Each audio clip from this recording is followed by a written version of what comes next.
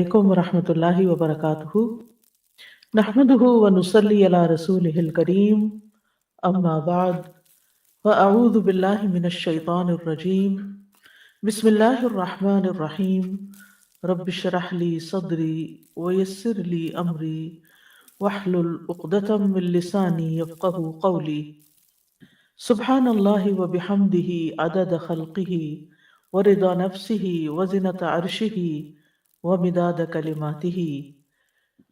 पाकीज़गी है अल्लाह की और उसकी तारीफ के साथ जितनी उसकी मखलूक की गिनती है और जितनी उसको पसंद है और जितना उसके अर्श का वजन है और जितनी उसके कलिमात की स्याही है। अल्लाहुम्मा सल्ली अला मुहम्मदिन व अला आलि मुहम्मदिन कमा सल्लैता अला इब्राहीम व अला आलि इब्राहीम इन्नका हमीदुम मजीद। अल्लाहुम्मा बारिक अला मुहम्मदिन व अला आलि मुहम्मदिन कमा बारकता अला इब्राहीम व अला आलि इब्राहीम इन्नका हमीदुम मजीद। आज हम दुनिया और आखिरत की भलाई की दुआओं के बारे में पढ़ेंगे। दुआ एक इबादत है। दुआ मोमिन का हथियार है। दुआ ऐसा लश्कर है जो कभी मगलूब नहीं होता। दुआ ऐसी चीज है जिसके जरिए इंसान अपनी मतलूबा नेमतों को, मतलूबा चीजों को हासिल कर लेता है और उन चीजों से बच सकता है जो उसे परेशान करती हैं, खौफ दिलाती हैं, फिक्र में डालती हैं। दुआ मांगने के एतबार से लोगों की दो किस्में हैं। एक वो किस्म है जिनके अज़ाइम और इरादे कम होते हैं, कमजोर होते हैं और वो सिर्फ दुनिया का हिस्सा मांगते हैं, दुनियावी नसीब वाले ही होते हैं, उनका आखिरत में कोई हिस्सा नहीं होता। और दूसरी किस्म के लोग वो हैं जो अल्लाह सुब्हानहू तआला से दुनिया और आखिरत दोनों मांगते हैं। ये वो लोग हैं जिनके अज़ाइम बुलंद हैं और जो बड़ी चीज मांगते हैं। सूरत अल-बकरा में अल्लाह सुब्हानहू तआला इरशाद फरमाते हैं, ऐ हमारे रब, हमें दुनिया में भी भलाई अता फरमा और आखिरत में भी भलाई अता फरमा और हमें आग के अजाब से बचा। अरब के लोग हज से फरागत के बाद मिना में मेला लगाते थे और अपने आबा व अजदाद के कारनामों का जिक्र करते थे और अपनी बड़ाई की डींगे मारते। उस पर अल्लाह ताला ने फरमाया कि ऐसी बातों को छोड़ो जिनमें तुम अपना वक्त जाया करते थे। अब इस वक्त को अल्लाह की याद में, अल्लाह के जिक्र में बसर करो। इसीलिए फरमाया, फ़इज़ा क़ज़य्तुम मनासिककुम फ़ज़्कुरुल्लाह कज़िक्रिकुम आबाअकुम औ अशद्द ज़िक्रा। फिर जब तुम अपने हज के मनासिक पूरे कर चुको तो अल्लाह को याद करो जिस तरह अपने बाप दादा को याद किया करते थे, बल्कि इससे भी ज्यादा याद करना। फ़मिनन्नासि मन यक़ूलु रब्बना आतिना फ़िद दुनिया वमा लहू फ़िल आखिरति मिन खलाक़। फिर लोगों में से बाज ऐसे हैं जो कहते हैं, ऐ हमारे रब, हमें दुनिया में भलाई दे दे और उनके लिए आखिरत में कोई हिस्सा नहीं, क्योंकि उनकी अक्सरियत आखिरत को जानती ही नहीं।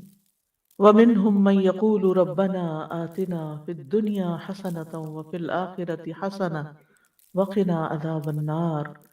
और बाज ऐसे हैं जो कहते हैं, ऐ हमारे रब, हमें दुनिया में भी भलाई अता फरमा और आखिरत में भी भलाई अता फरमा और हमें आग के अजाब से बचा। उलाइका लहुम नसीबुम मिम्मा कसबू वल्लाहु सरीउल हिसाब। यही वो लोग हैं जिनके लिए उसमें से हिस्सा है जो उन्होंने कमाया और अल्लाह बहुत जल्द हिसाब लेने वाला है। तो कसरत जिक्र की नसीहत के बाद अल्लाह सुब्हानहू तआला ने सही दुआ करने की तरफ तवज्जो दिलाई।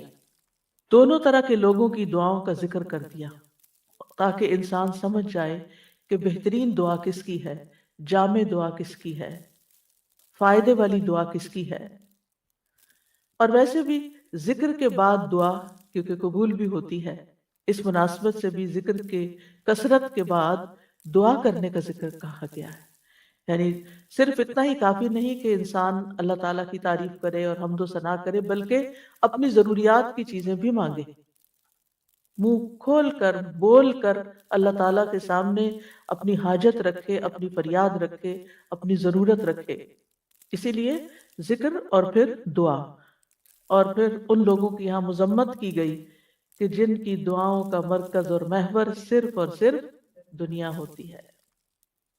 ہم ان الآخرت ہم غافلون، اور آخرت سے وہ غافل ہی رہتے ہیں، آخرت کے بارے میں کچھ نہیں مانگتے. یعنی ان کی دعاؤں کا جو بڑا حصہ ہے، یا صرف ان کی دعائیں دنیا کے گرد گھومتی. اس معیار پر ہم سب کو بھی پرکھنا چاہیے کہ ہم سب سے زیادہ شدت کے ساتھ یہ پہلی دعا کیا مانگتے ہیں. اگر ہمیں پتہ چلے کہ یہ قبولیت کا وقت ہے تو ہم سب سے پہلے کیا مانگیں گے. یعنی ہم میں سے ہر ایک کو اپنی اپنی دعاؤں کا جائزہ لینا چاہیے کہ کہیں ہم تو ان لوگوں میں شامل نہیں کہ جو صرف دنیا مانگتے ہیں. اور کیا واقعی ہمیں اپنی آخرت کی اور آخرت میں سے بھی بھلائی کے ساتھ آگ کے عذاب سے بچنے کی دعا ہمارے دل و دماغ پر ہے؟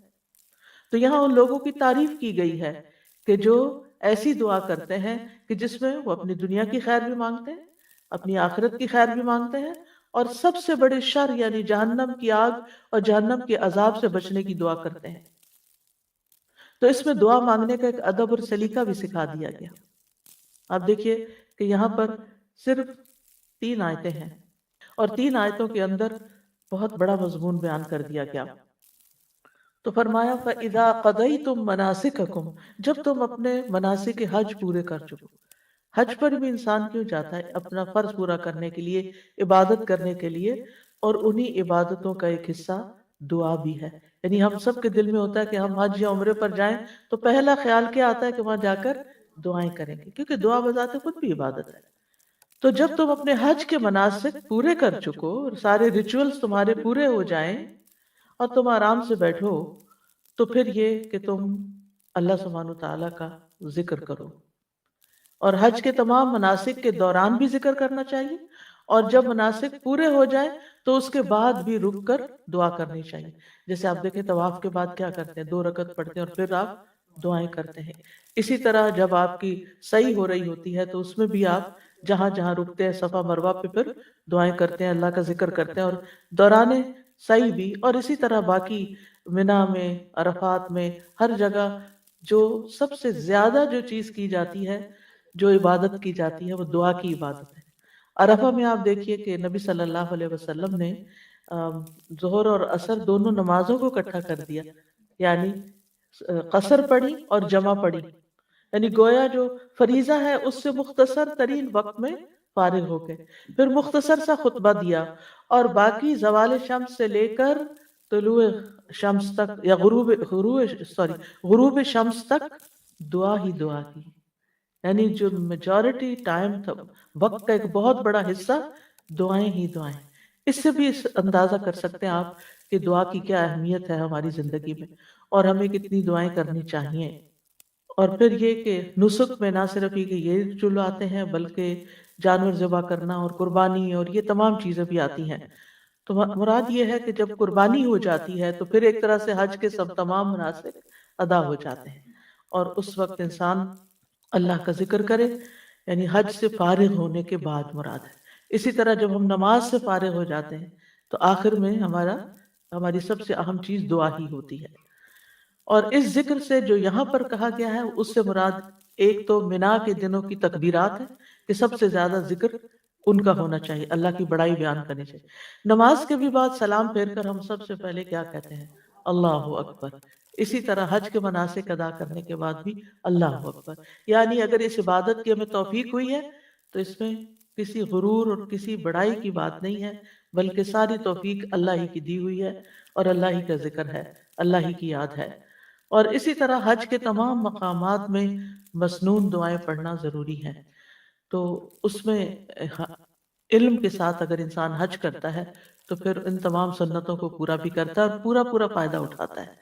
اس لیے حج پر جاتے ہوئے سب کچھ سیکھ کر جانا چاہیے، دعائیں بھی یاد کر کے جانا چاہیے، اور اگر حافظہ کمزور ہو تو دعاؤں کی کتابیں ساتھ لے کے جانی چاہیے تاکہ کوئی چیز مانگنے سے رہ نہ جائے.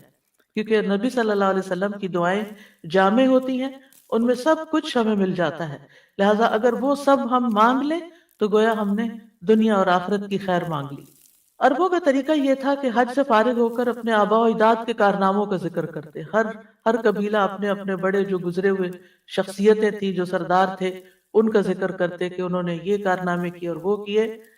حسب نسب پہ فخر ہوتا تھا، لیکن اللہ سبحانہ وتعالیٰ نے ہمیں اس سے بہتر چیز عطا کی، اور وہ کیا کہ جو اصل بڑائی کا مستحق ہے اللہ رب العزت، تم اس کو یاد کرو۔ کیونکہ عموماً یہ ہوتا ہے کہ جب ایک قبیلہ اپنے بڑے کا ذکر کرا، دوسرا اپنا، تیسرا اپنا، تو لوگوں کے درمیان اختلاف بھی ہوگا، جیلسی بھی ہوگی، اور کوئی سب لوگ نہیں خوش ہو سکتے۔ لیکن اللہ کا ذکر ایسی چیز ہے کہ جس پہ سب متفق بھی ہوں گے، اور وہ سب کے لیے خوشی کی بات، اور آپس میں ایک یونٹی بھی اس سے قائم ہوتی ہے۔ اور پھر یہاں پر یہ بھی کہا گیا وہ اشد ذکرہ، یعنی جتنا تم شدت سے ماں باپ دادا کا ذکر کرتے تھے، اللہ کا ذکر اس سے زیادہ کرنا ہے۔ یعنی بہت زیادہ سے مراد کثرت بھی، شدت سے مراد کثرت بھی، اور شدت سے مراد توجہ بھی، یعنی اس سے بھی زیادہ بہتر انداز میں تمہیں یہ ذکر کرنا ہے۔ فَمِنَ النَّاسِ مَن يَقُولُ رَبَّنَا آتِنَا فِي الدُّنْيَا وَمَا لَهُ فِي الْآخِرَةِ مِنْ خَلَاقٍ، لوگوں میں سے کوئی ایسا ہے جو کہتا ہے اے ہمارے رب ہمیں دنیا دے دے، دنیا کی بھلائیاں دے دے، اس کے لیے آخرت کا کچھ حصہ نہیں۔ یعنی یہاں کچھ سے مراد یعنی کچھ لوگ ہیں جو یہ کرتے ہیں، اور اس دور میں مشرکین مکہ ایسا کرتے تھے، کیونکہ ان کے پاس کوئی دین نہیں تھا ایکٹیو شکل میں۔ کہتے تو تھے ہم دین ابراہیمی پر ہیں، لیکن وہ طور طریقے بھول چکے تھے، تو وہ آخرت کے تصور سے غافل تھے، آخرت کو نہیں مانتے تھے، یا آخرت کے حساب کتاب یا آخرت کی جزا سزا پر ان کا یقین نہیں تھا۔ وہ کہتے تھے وما ہی الا حیاتنا الدنیا نموت و نحیا وما یہلکنا الا الدہر، کہ ہماری زندگی بس یہ دنیا کی زندگی ہے، ہم اسی میں جیتے مرتے ہیں، اور زمانے کی جو رفتار ہوتی ہے اس کے ساتھ یعنی وقت گزر جاتا ہے، جس کا وہ مر جاتا ہے، بات ختم۔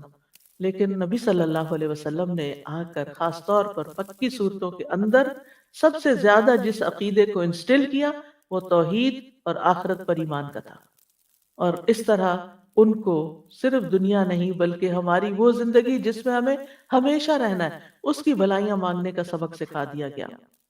ابن عباس کہتے ہیں کہ کچھ عرب مواقف پہ یعنی عرفات یا حج کے مشاعر میں آتے اور کہتے اے اللہ اس سال کو بارش، خوشحالی اور اچھی اولاد کے حصول کا سال بنا دے۔ آخرت کی بہتری سے متعلق وہ کوئی دعا نہیں کرتے تھے، تو اللہ تعالیٰ نے ان کے بارے میں یہ آیت نازل فرمائی۔ امام بغوی کہتے ہیں کہ اللہ نے اس سے مشرکین مراد لیے ہیں وہ حج کے موقع پر اللہ تعالیٰ سے دنیا کے سوا کچھ نہیں مانگتے تھے۔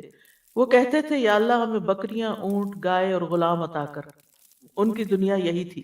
ایک آدمی کھڑا ہوتا اور کہتا اے میرے رب میرے باپ کا ایک بہت بڑا خیمہ تھا اور اس کے پاس بہت زیادہ مال تھا، تو مجھے بھی ویسا ہی دے جیسے اس کو دیا۔ یہ طریقہ تھا ان کی دعا کرنے کا۔ قتادہ کہتے ہیں یہ ایسا بندہ ہے جس کی نیت صرف دنیا کی ہوتی ہے، یہ دنیا کے لیے خرچ کرتا ہے، اسی کے لیے عمل کرتا ہے، اور اسی کے لیے تھکاوٹ اور مشقت اٹھاتا ہے۔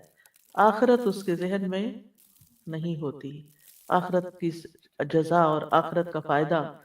وَمَا لَهُ فِي الْآخِرَةِ مِنْ خَلَاقٍ، ایسے لوگوں کا جن کا مطمع نظر، جن کا گول اور جن کی توجہ اور دلچسپیوں کا سارا مرکز صرف دنیا ہے، ایسے لوگوں کے لیے پھر آخرت میں کچھ نہیں، جو آخرت کو بھول کر زندگی گزار رہے ہیں، یعنی غفلت میں پڑے ہوئے ہیں، پھر ان کے لیے آخرت میں کچھ نہیں ہوگا۔ صرف دنیا مانگتے ہیں، دنیا چاہتے ہیں، دنیا کے لیے محنت کرتے ہیں، تو ان کو دنیا ہی ملے گی، اور اگر وہ دین کے کام بھی دنیا کمانے کے لیے کر رہے ہیں تو بس صرف دنیا ہی ملے گی، آخرت نہیں ملے گی۔ قارون کے پاس بہت بڑی دولت تھی، اس کے خزانوں کا حال یہ تھا کہ خزانوں کی کنجیاں، خزانے نہیں، خزانے تو پتہ نہیں پھر کتنے ہوں گے، ان کی کنجیاں طاقتور آدمیوں کی ایک پوری جماعت مشکل سے اٹھا سکتی تھی۔ تو اس دولت کی وجہ سے قارون کے اندر فخر اور گھمنڈ پیدا ہو گیا تھا، تکبر پیدا ہو گیا تھا۔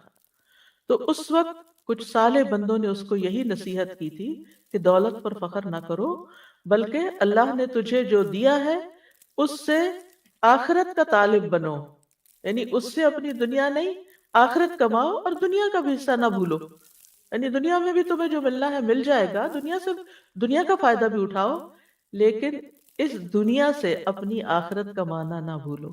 اور عقل مند انسان وہی ہوتا ہے جو دنیا میں رہتے ہوئے دنیا کی ہر چیز سے اپنی آخرت کمانے کی فکر کرتا ہے۔ یعنی مومن جو ہوتا ہے وہ صرف اکیلے دنیا کی فکر نہیں کرتا۔ مثلا اگر کسی کی اولاد بگڑ جاتی ہے تو وہ صرف یہ دعا نہیں کرتا کہ یا اللہ اس کو دنیا میں فلاں کامیابی عطا کر دے، بلکہ وہ اس کی دنیا سے زیادہ اس کی آخرت کی فکر کرتا ہے۔ اور جس کے سامنے آخرت نہیں ہوتی وہ صرف دنیا کی بات کرتا ہے کہ اگر یہ بچے نے پڑھا نہیں یا بچہ صحیح نہیں ہوا تو پھر اس کی دنیا خراب ہو جائے گی، اس کو کوئی پوچھے گا نہیں، اس کے کوئی کمانے کا ذریعہ نہیں ہوگا، اس یعنی اس کے لیے دنیا تنگ ہو جائے گی۔ اور اس وقت بالکل آخرت ان کے ذہن سے نکلی ہوئی ہوتی ہے کہ دنیا میں بگاڑ کا مقصد صرف دنیا کا بگڑنا نہیں ہے، بلکہ اس سے مراد آخرت کا بگاڑ بھی ہے، یعنی دونوں چیزیں انسان کی بگڑتی ہیں۔ تو مراد اس سے یہ ہے کہ انسان دنیا کی دعا بھی مانگے اور آخرت کی بھی مانگے۔ یعنی دنیا میں انسان کا بہت بڑا حصہ کیا ہے، جس میں وہ حصہ ہے کہ جس سے وہ ابدی زندگی کو حاصل کر لیتا ہے۔ وَمِنْهُمْ مَنْ يَقُولُ رَبَّنَا آتِنَا فِي الدُّنْيَا حَسَنَةً وَفِي الْآخِرَةِ حَسَنَةً وَقِنَا عَذَابَ النَّارِ، اور ان لوگوں میں سے بعض ایسے ہیں جو بلند ارادوں والے ہیں، جو بڑی بات سوچتے ہیں، جن کی سوچ بڑی ہے، جن کا ہورائزن بڑا ہے، وہ دنیا اور آخرت دونوں مانتے ہیں۔ وہ کہتے ہیں ہمیں دنیا میں بھی بھلائی عطا کر اور آخرت میں بھی بھلائی عطا کر۔ وہ بھلائی جو دنیا میں وہ طلب کرتے ہیں اس میں ہر وہ خیر شامل ہے جس کا ملنا بندے کو پسند ہوتا ہے، یعنی جو بھی آپ کی چاہت ہے دنیا کے اعتبار سے، جس میں خوشگوار وسیع رزق حلال ہے، نیک بیوی یا نیک شوہر ہے، نیک اولاد جسے دیکھ کر آنکھیں ٹھنڈی ہوتی ہوں، آرام اور راحت کی زندگی، نفع مند علم، اعمال صالحہ کی توفیق، یعنی جیسے انسان کو اچھے اچھے کام کرنے کا موقع مل جائے، صدقہ کرنے کا، صلہ رحمی کرنے کا۔ حضرت علی رضی اللہ عنہ کہتے ہیں کہ تم اپنی صحت اور اپنی قوت اور اپنی جوانی اور اپنی دولت کے معاملے میں یہ نہ بھولو کہ تم اس کے ذریعے سے آخرت چاہو، یعنی یہ سب چیزیں کیوں مانگو کہ ہمیں یہ دولت، مال، صحت کیوں ملے، تاکہ ہم اس سے اپنی آخرت کمائیں۔ اور جہاں تک آخرت کا تعلق ہے تو اس سے مراد جنت ہے، للذین احسنوا الحسنى وزیادہ، جن لوگوں نے نیکی کی ان کے لیے نہایت اچھا بدلہ اور کچھ زیادہ بھی ہے۔ قتادہ کہتے ہیں اس سے مراد دنیا میں عافیت ملنا اور آخرت میں عافیت ملنا، یعنی وہ دنیا اور آخرت کی بھلائی کو دو لفظوں میں، یعنی دنیا اور آخرت کی بھلائی کو ایک لفظ سے بیان کرتے، اور وہ کیا ہے؟ عافیت، یعنی جان میں، مال میں، اولاد میں، صحت میں، ہر چیز میں عافیت، کہ انسان نقصان اور شر سے محفوظ ہو جائے۔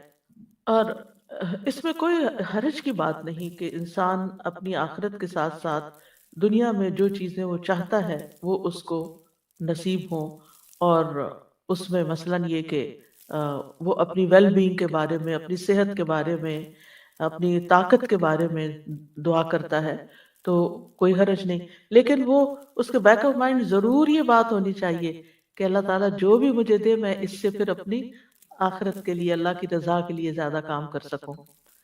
اور پھر آپ دیکھیے کہ آخرت میں انسان کا، یعنی جب سے انسان کی موت شروع ہوتی ہے اس سے لے کر رضا اللہ تعالیٰ کے دیدار تک جتنے بھی مرحلے ہیں، اللہ تعالیٰ ان سب کو آسان کر دے۔ یعنی جب ہم آخرت کی بھلائی مانگے تو یہ ساری چیزیں ذہن میں ہوں کہ ہماری موت آسان ہو، ہمارا قبر کا حساب آسان ہو، ہماری قبر کی زندگی نعیم اور راحت والی ہو، ہم قبر سے اٹھے جب حشر میں تو ہمارا حشر کا اٹھنا وہ خوبصورت ہو، اس میں ہمارے اندر اطمینان ہو، کسی قسم کی کوئی گھبراہٹ نہ ہو، اللہ تعالیٰ کی رضا حاصل ہو، اور پھر رب رحیم کا قرب حاصل ہو، یہ تمام چیزیں اس میں آ جاتی ہیں۔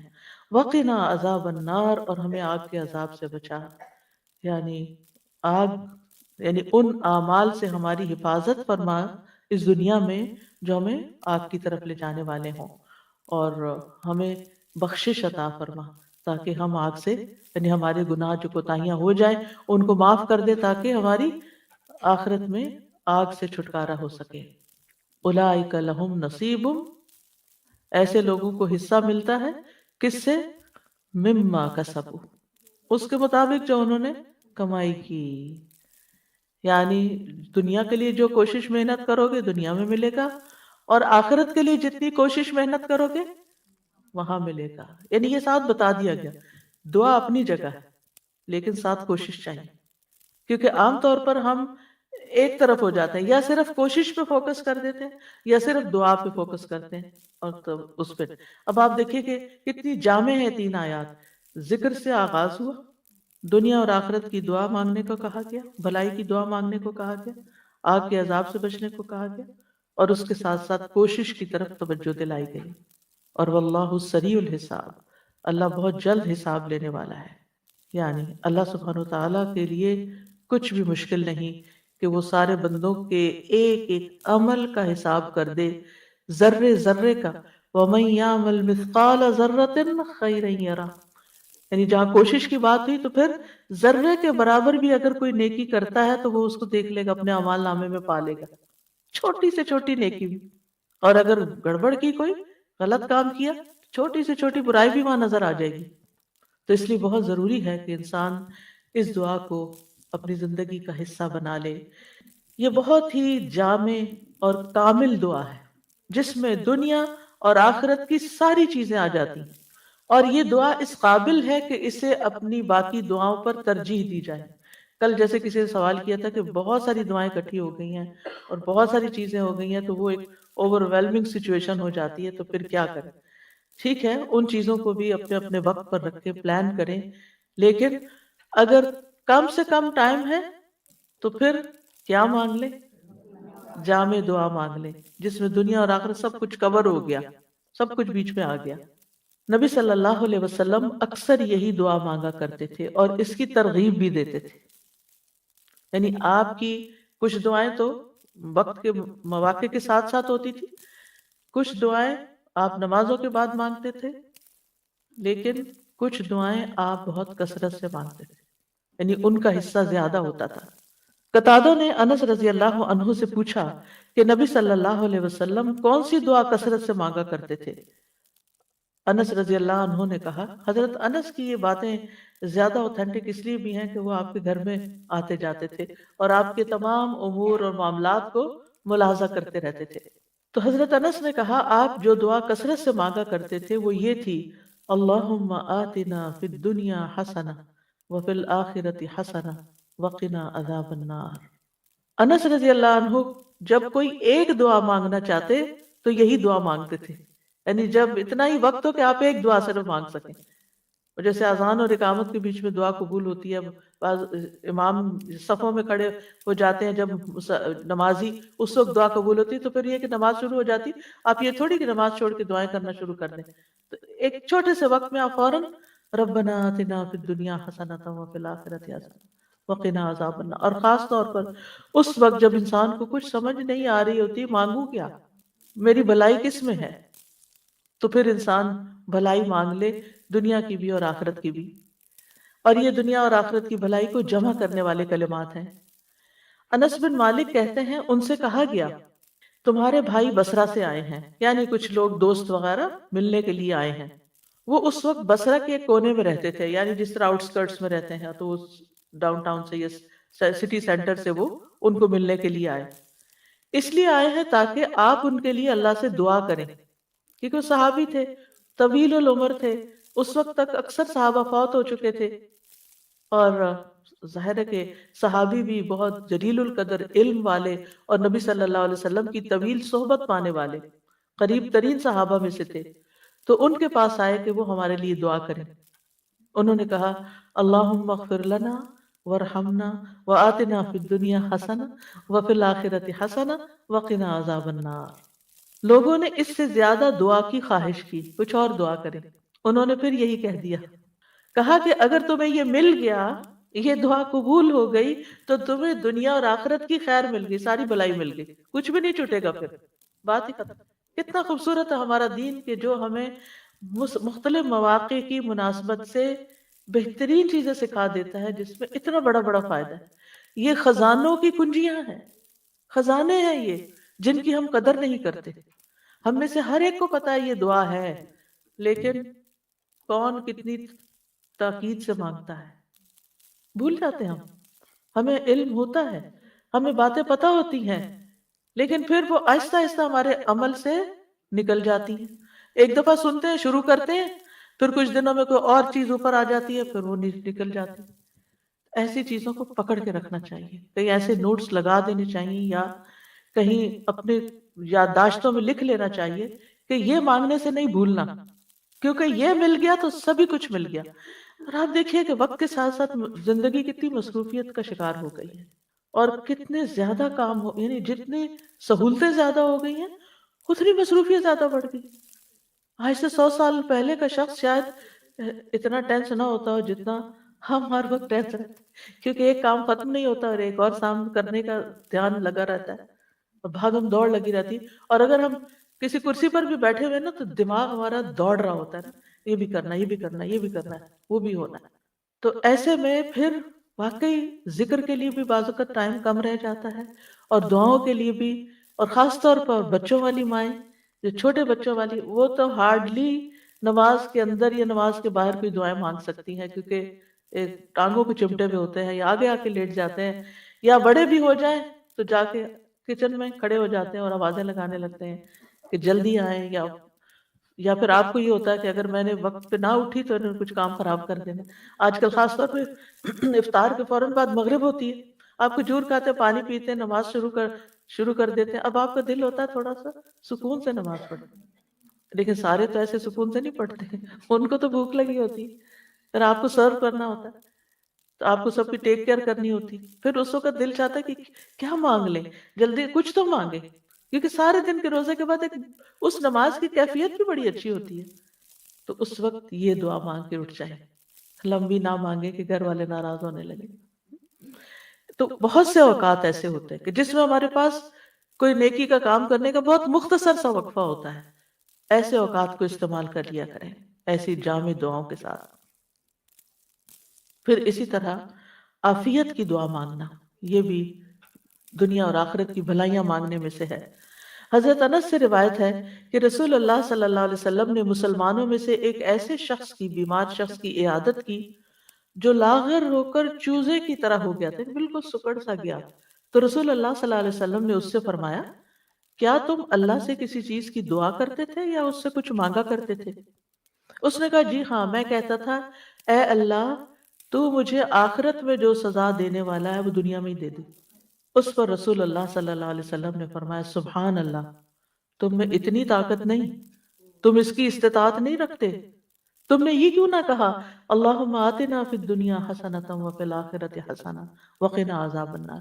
یاد رکھیے یہ دعا نبی صلی اللہ علیہ وسلم سے اللہم کے ساتھ آتی ہے اور قرآن میں ربنا کے ساتھ آتی ہے۔ ان دونوں میں سے جو بھی آپ، کیونکہ یہ نہ ہو کہ پھر آپ پوچھیں یہ پڑھیں یا وہ پڑھیں، جو بھی آپ کا دل چاہے پڑھیں۔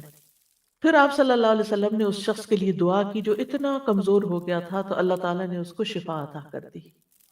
یہ دعا اس لحاظ سے بھی بڑی اہم ہے کہ رکن یمانی اور حجر اسود کے درمیان مانگی جاتی، چھوٹا تھوڑا سا فاصلہ ہوتا ہے نا، رش ہو تو الحمدللہ بڑا بھی ہو جاتا ہے، لیکن ویسے وہ تھوڑی سی جگہ ہوتی، تو اس میں انسان اگر پوری توجہ کے ساتھ یہ دعا مانگ لیتا ہے تو گویا وہ سب کچھ مانگ لیتا ہے۔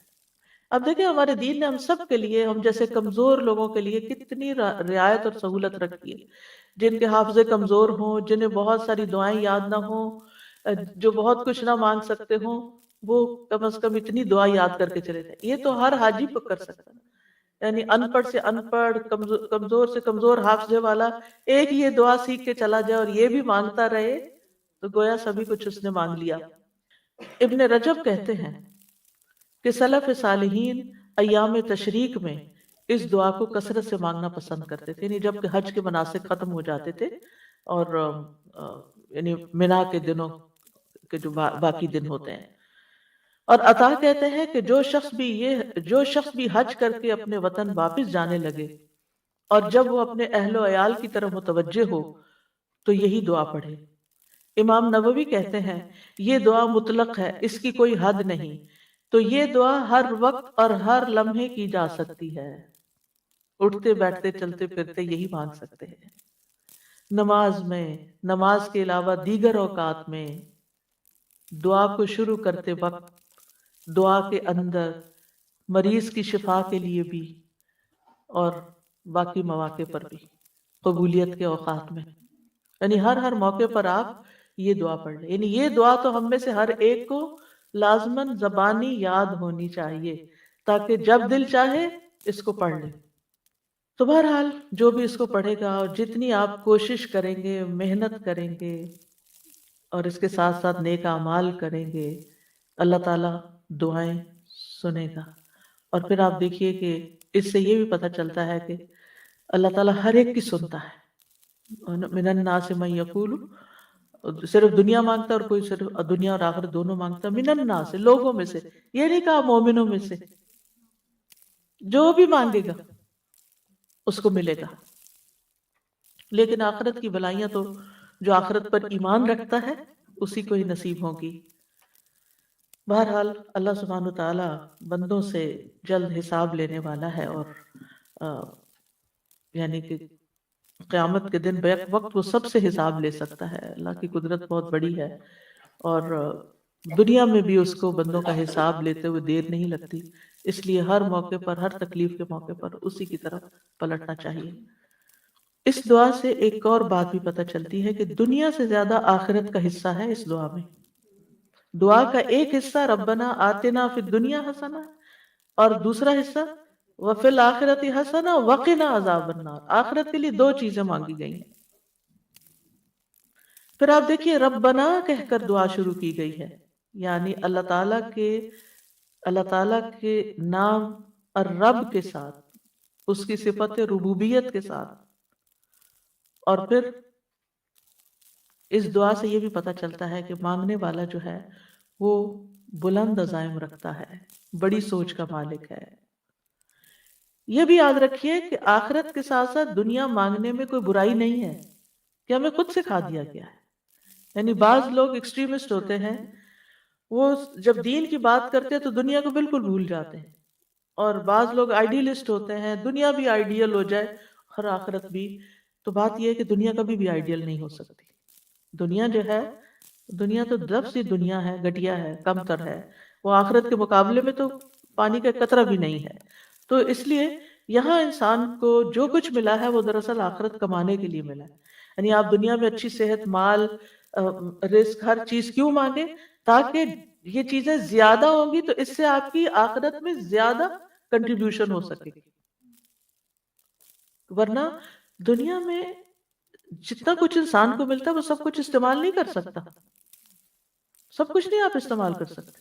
یعنی اگر آپ نے مانگ بھی لیا اور دنیا کٹھی بھی ہو گئی آپ کے پاس، آپ کو دنیا میں 10 گھر مل گئے رہنے کے لیے، کہاں رہیں گے؟ ایک ہی گھر میں رہیں گے نا. ورنہ زندگی پراگندہ ہو جائے گی، پریشان حال ہو جائیں گے. کچھ لوگ ہوتے ہیں نا، وہ کبھی یہاں رہتے ہیں، کبھی وہاں رہتے ہیں، کبھی کہیں جاتے ہیں، کبھی کہیں جاتے ہیں. کہیں چین ہے نہیں ان کو، کیونکہ زندگی میں مقصد کوئی نہیں ہے. ایک جگہ گھبرائے تو دوسری جگہ چل پڑے.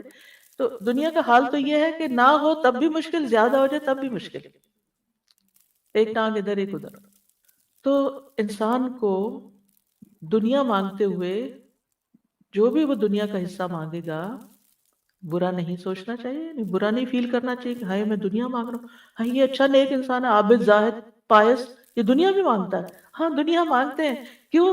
اس لیے تاکہ دنیا میں ذلیل و خوار نہ ہو لوگوں کے ہاتھوں. اور دنیا اچھی ہوگی تو اس سے آخرت بھی اور اچھی ہو جائے.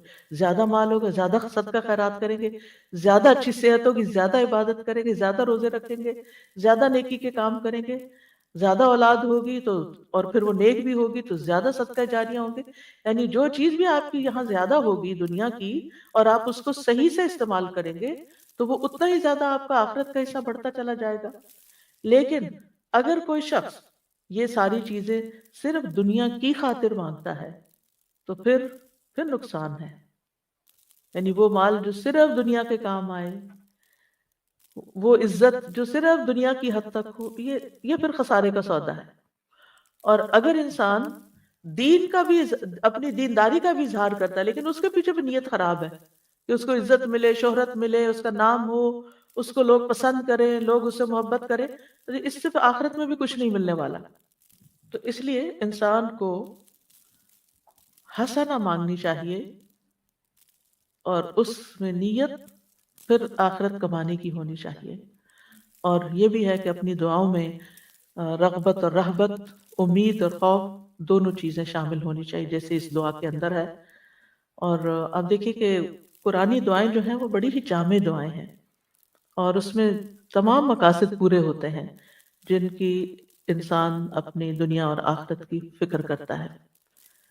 ہاں، ان آیات سے یہ پتہ ضرور چلتا ہے کہ صرف دنیا طلب کرنے کی مذمت، صرف دنیا مانگنا برا ہے.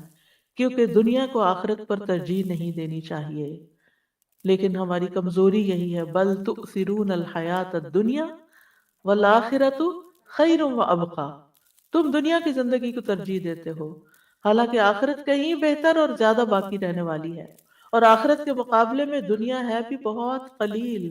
اگر آپ نے صرف دنیا مانگی اور بہت دنیا بھی مل گئی آپ کو، پھر بھی بہت تھوڑی ہے، کیونکہ قل متاع الدنیا قلیل والآخرت خیر لمن اتقی، آخرت تو تقوی کے ساتھ ملے گی، اور دنیا کی متاع تو جتنی بھی مل جائے وہ کم ہی ہے، کیونکہ ختم ہونے والی ہے، دنیا عارضی ہے اور آخرت ہمیشگی کا گھر ہے، اور اصل زندگی آخرت ہی کی زندگی ہے۔ وما هذه الحیات الدنیا الا لہو ولعب وان الدار الآخرۃ لہی الحیوان لو کانوا یعلمون، اور دنیا کی یہ زندگی نہیں مگر ایک دل لگی اور کھیل، اور بے شک آخری گھر یقیناً وہی اصل زندگی ہے۔ یعنی دنیا میں 100 سال بھی مل جائیں تب بھی ختم ہو جائیں گے، لیکن آخرت میں زندگی کبھی ختم نہیں ہوگی، زندگی تو وہ ہے جو کل شروع ہوگی، یقیناً وہی اصل زندگی ہے۔ لو کانوا یعلمون، کاش وہ جانتے ہوتے۔ انسان دنیا کے تھوڑے متاع پہ خوش ہو جاتا ہے، چھوٹی سی کوئی کامیابی ملتی ہے، چھوٹی سی کوئی چیز مل جاتی، آپے سے باہر ہونے لگتا ہے، گھمنڈ کرنے لگتا ہے۔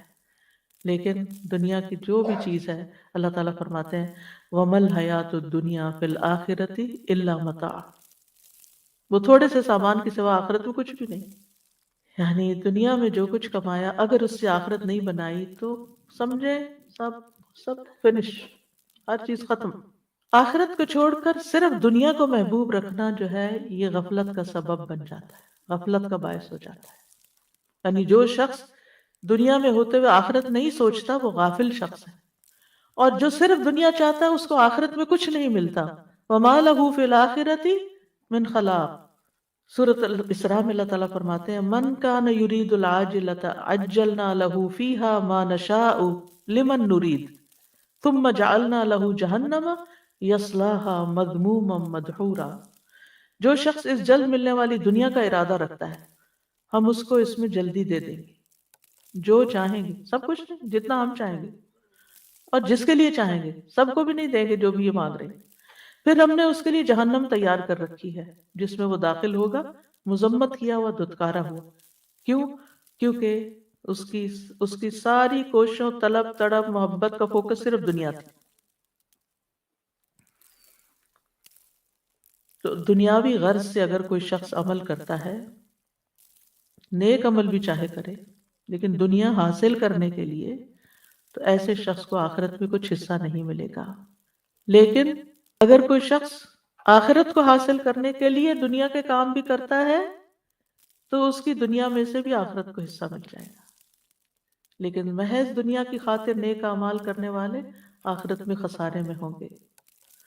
اور اس کے لیے وہ حدیث ہے مشہور، ام سلمہ کہتی ہے میں نے نبی صلی اللہ علیہ وسلم سے کہا ہشام بن مغیرہ صلہ رحمی کرتا تھا، مہمانوں کی میزبانی کرتا تھا، غلاموں کو آزاد کرتا تھا، کھانا کھلاتا تھا، اگر وہ اسلام کا دور پاتا تو مسلمان بھی ہو جاتا، کیا یہ اعمال اس کو فائدہ دیں گے؟ آپ نے فرمایا نہیں، وہ تو یہ سب کچھ دنیا کے لیے دیتا تھا تاکہ دنیا میں اس کا چرچا ہو، اس کی شہرت ہو، وہ دنیا کی تعریف چاہتا تھا۔ اس نے ایک دن بھی یہ نہیں کہا رب اغفر لی خطیئتی یوم الدین، اے میرے رب بدلے کے دن میری خطاؤں کو معاف کر دینا۔ تو ہونا کیا چاہیے، اس طرح کے جتنے بھی ہم کام کریں، چیریٹی کے کام کریں، لوگوں کی خدمت، خیال رکھیں، ساتھ ہی دل میں دعا کرتے رہیں اور دل کا دھیان اس طرف رہے کہ اللہ اس کا صلہ مجھے آخرت میں عطا کرنا اور اس کے بدلے میرے گناہ معاف کر دینا۔ یعنی صدقہ کرنے کی ایک نیت کیا ہونی چاہیے کہ اللہ اس کے بدلے میرے گناہ معاف ہو جائیں، کیونکہ صدقہ گناہوں کی آگ کو ٹھنڈا کرتا ہے، اللہ تعالیٰ کے غضب کو ٹھنڈا کرتا ہے کہ جو بندے پہ بھڑکتا ہے گناہوں کی وجہ سے۔ رسول اللہ صلی اللہ علیہ وسلم نے فرمایا اس امت کو عظمت و رفعت، دین و نصرت اور زمین میں اقتدار کی خوشخبری دے دو، یعنی یہ امت بہت اوپر بھی جائے گی۔ سو جو ان میں سے آخرت کا عمل دنیا کے لیے کرے گا اس کا آخرت میں کوئی حصہ نہیں ہوگا، یعنی تمہیں دنیا ملے گی لیکن ایسا نہ ہو کہ آخرت والے اعمال بھی دنیا کمانے کے لیے کرنے لگو۔ سورۃ نازعات میں آتا ہے فَأَمَّا مَن طَغَىٰ وَآثَرَ الْحَيَاةَ الدُّنْيَا فإن الجحیم ہی المأویٰ، جس نے سرکشی کی، دنیا کی زندگی کو ترجیح دی، تو جہنم اس کا ٹھکانہ ہوگی۔ دنیا کی طلب انسان کو بعض اوقات گمراہی کے راستے پر لے جاتی ہے، یعنی انسان اللہ کے راستے پر نہیں چل سکتا جب اس کی دنیا کی خواہشات بڑھ جاتی ہیں، اور بعض اوقات وہ دنیا سے ایسی محبت کرنے لگتا ہے کہ آخرت کے بارے میں کوئی ذکر بھی کر دے تو اس کو برا لگتا ہے کہ آپ ہر وقت موت کی باتیں کرتے ہیں، آپ جنت کی باتیں کرتے ہیں، جہنم کی باتیں کرتے ہیں۔ تو محض دنیا طلب کرنے سے آخرت کا نقصان ہو جاتا ہے، دل ٹیڑھے ہونے لگتے ہیں، نیت خراب ہونے لگتی ہے نا انسان کی۔ اور پھر جو لوگ دنیا سے محبت کرتے ہیں ان کے دل بزدل ہو جاتے ہیں، وہ بزدل ہو جاتے ہیں، ان کو موت سے ڈر لگنے لگتا ہے، ان کو چھوٹی چھوٹی پریشانی، چھوٹے چھوٹے حادثے ان کو خوف زدہ کر دیتے ہیں، یعنی چھوٹا سا بھی کوئی نقصان ہوتا ہے تو ان کے اوپر پہاڑ بن کے گرتا ہے، کیونکہ ان کو کیا ڈر لگ جاتا ہے کہ ہماری دنیا بگڑنے لگی۔ لیکن جس شخص کو آخرت کا غم لگ جاتا ہے نا، دنیا میں اس کا کوئی بڑے سے بڑا بھی نقصان ہو تو وہ کیا سوچتا ہے، دنیا ہی تو ہے، حقیر متاع ہی تو ہے، اگر اس پہ صبر کے بدلے اللہ اس سے آخرت میں بہتر دے دے تو میں سٹل خسارے میں نہیں ہوں، میرا کچھ بھی نہیں گیا۔ اولاد کا نقصان ہو، جان مال کسی بھی چیز کا، ہر چیز میں مومن کیا کہتا ہے، انا للہ و انا الیہ راجعون، یہ چیز گئی ہے، ہم بھی اللہ کے ہیں، ہمیں بھی چلے جانا ہے۔ تو وہ اس کا غم لگا کر نہیں بیٹھ جاتا، وہ غم پالنے نہیں لگ جاتا، وہ پھر بھی اٹھتا ہے اور کچھ کرتا ہے کیونکہ اس نے بھی آگے جانا ہے۔ صرف جانے والوں کے غم میں روتے رہنا ہی عقل مندی نہیں، کیونکہ ہم نے بھی جانا ہے، وہ چلے گئے اپنا کما کے، ہمیں بھی کچھ کمانا ہے، تو اس وقت کو ادھر ادھر ضائع نہیں کرنا۔ پھر اسی طرح یہ ہے کہ دنیا کی حقیر چیزوں کے بندے نہیں بننا چاہیے۔ رسول اللہ صلی اللہ علیہ وسلم نے فرمایا، ہلاک ہوا درہم کا بندہ، ہلاک ہوا دینار کا بندہ، ہلاک ہوا منقش چادر کا بندہ، یعنی زیب و زینت والے کپڑے کا شوق، اگر اسے مل جائے تو راضی، نہ ملے تو ناراض، اللہ سے بھی ناراض، بندوں سے بھی ناراض۔ یہ ہیں مال کے بندے، اللہ کرے یہ ہلاک ہو جائے، سر نگوں ہو کر گر پڑے، اگر اسے کانٹا چبھے تو کوئی نہ نکالے۔ نبی صلی اللہ علیہ وسلم نے ایسے بندے کے لیے بد دعا کی۔ ابن عباس کہتے ہیں اللہ نے دنیا کو 3 حصوں میں تقسیم کیا ہے، ایک حصہ مومن کے لیے، ایک حصہ منافق کے لیے، اور ایک حصہ کافر کے لیے۔ وہ کہتے ہیں مومن آخرت کے لیے زیادہ راہ لیتا ہے، یعنی مومن دنیا، جتنی دنیا اس کے پاس زیادہ آتی ہے اتنی وہ آخرت بنا لیتا ہے۔ منافق اس دنیا سے دنیا کی زینت اختیار کرتا ہے، یعنی منافق کے پاس جب مال و دولت آتا ہے تو وہ کیا سوچنے لگتا ہے، اور زیادہ گھر کی ڈیکوریشن کیسے کر لوں، اور زیادہ لباس مہنگا کیسے خریدوں، اور زیادہ، یعنی وہ اپنے مال کا ایک بڑا حصہ صرف دنیا کی زیب و زینت میں ہی لگاتا چلا جاتا ہے۔ اور کافر خوب عیش کرتا ہے، یعنی بس دنیا اس کے لیے عیش و عشرت کا مقام ہے، دنیا اس لیے کماتا ہے تاکہ دنیا میں عیش کر سکے۔ اور آپ اپنے آگے پیچھے دائیں بائیں ہر طرف دیکھتے ہیں کہ لوگ بہت سا کام، بہت سی محنت کیوں کرتے ہیں، تاکہ ایک لگزوریس لائف گزار سکیں۔ لگزوریس لائف ایک ہوتی ضرورت کی زندگی کہ اللہ تعالیٰ مشکل سے بچا کے آسانی والی زندگی دے تاکہ انسان اپنی عبادت، اپنے کام، اپنے سارا کچھ اچھے سے کر سکے۔ اور ایک ہے عیش و عشرت والی زندگی کہ زیادہ کام ہو تاکہ زیادہ عیش و عشرت ہو۔ اور یہی وجہ ہے کہ آپ دیکھیں کہ ایسے لوگوں کا جو آخرت سے غافل ہو کر جیتے ہیں، ان کے مال کا بڑا حصہ کہاں جاتا ہے؟ سوچئے کہاں جاتا ہے؟ انٹرٹینمنٹ، یعنی کھانا صرف ضرورت کا کھانا نہیں، بلکہ کھانے میں ایسی چیزوں کا انتخاب جو صرف ایک زبان کا ٹیسٹ ہو یا ایک انٹرٹین کرتی ہوں۔ پھر اس کے بعد اوقات اگر فارغ ہیں تو وہ کس کام میں جاتے ہیں نہیں پتا، ووکیشنز، اور ووکیشنز میں بھی ایسی جگہوں کا انتخاب جہاں نہ انسان اپنی نگاہوں کی حفاظت کر سکے اور نہ ہی اپنے دین کی حفاظت کر سکے اور نہ اپنی، اور پھر اسی طرح باقی لباس اور باقی چیزیں۔ تو مومن دنیا کی عیش و عشرت کے پیچھے نہیں ہوتا، وہ اپنے وقت کو قیمتی سمجھتا ہے۔ وہ اگر ووکیشن پر جاتا بھی ہے تو غور و فکر کے لیے وہ ایسی جگہوں کا انتخاب کرتا ہے کہ جہاں وہ جا کر اپنے ایمان میں اور اضافہ کر کے آئے، جہاں وہ کچھ نیا سیکھ کر آئے۔ یعنی مومن کے لیے کہیں ووکیشن پہ جانا منع نہیں ہے، اور بلکہ کہا گیا سیرو فی الارض، زمین میں چلو پھرو، دیکھو کیسے ہوا پچھلی قوموں کے مجرموں کا انجام، چلو پھرو، اللہ کی نشانیوں پر غور کرو. ایسی ویکیشن منع نہیں ہے، کیونکہ اس میں ہم کس کے لیے حصہ لے رہے ہیں؟ آخرت کے لیے حصہ لیں. لیکن اگر صرف عیش و عشرت، کہ جیسے جو وہ لوگ جن کے دل اللہ کے خوف سے خالی ہوتے ہیں، وہ ایسی جگہوں پر زنا اور شراب اور ہر طرح کے حرام کام کرنے کے لیے ان کو کھلی چھٹی ملتی ہے، تو اس چیز کی پوچھ ہوگی، اس پہ پکڑ ہے. اور ایک اور بہت سوچنے کی بات، وہ کیا؟ مالک بن دینار کہتے ہیں آپ دنیا کے لیے جتنا غم کریں گے اسی حساب سے آپ کے دل سے آخرت کی فکر نکل جائے گی. کیونکہ ایک دل ہے نا، آپ نے اس میں کیا بھرنا ہے. اگر دنیا کا غم بھر لینا ہے تو آخرت کا غم نکل جائے گا. جتنا جتنا دنیا کا غم بھرے جا رہے ہیں بھرے جا رہے ہیں، آخرت کا غم نکلے جا رہا ہے نکلے جا رہا ہے. اور اگر آپ آخرت کا غم لگا لیں گے تو دنیا کا غم نکلنا شروع ہو جائے گا. دنیا کے غموں سے نبٹنے کا یہی طریقہ ہے، ورنہ یہ دنیا اپنے ہر اچھے برے طریقے سے آپ کو غمگین ہی کرتی. بہت ساری نعمتیں مل جائیں وہ بھی غمگین کر دیتی ہیں کہ یہ پرانی ہو جائیں گی، یہ ختم ہو جائیں گی. یہ ان چیزوں کو ملنا بھی غم. اولاد مل جاتی ہے تو یہ تھوڑی ہوتا کہ صرف آپ خوش ہوتے ہیں. جتنے خوش ہوتے ہیں نا، اسے 10 سے زیادہ فکر کرتے ہیں اور غمگین بھی ہوتے ہیں. اسی طرح مال، کوئی دنیا کی کوئی بھی چیز لے، ہے جو گھٹیا، ادنا، کمتر، تو پھر اس کی کوئی بھی چیز غم، رنج، فکر، کانٹوں سے پاک نہیں ہے. یہاں ہر چیز کے ساتھ مسائل ہیں. تو اس لیے پھر انسان آخرت کا فکر لگا لے، آخرت کا غم لگا لے. اور جب آخرت کے غم ہوگے تو انسان کہے گا یہ دنیا یہ 4 دن کی بات ہے مشکل وقت گزر جائے گا، نکل جائے گا، ختم ہو جائے گا.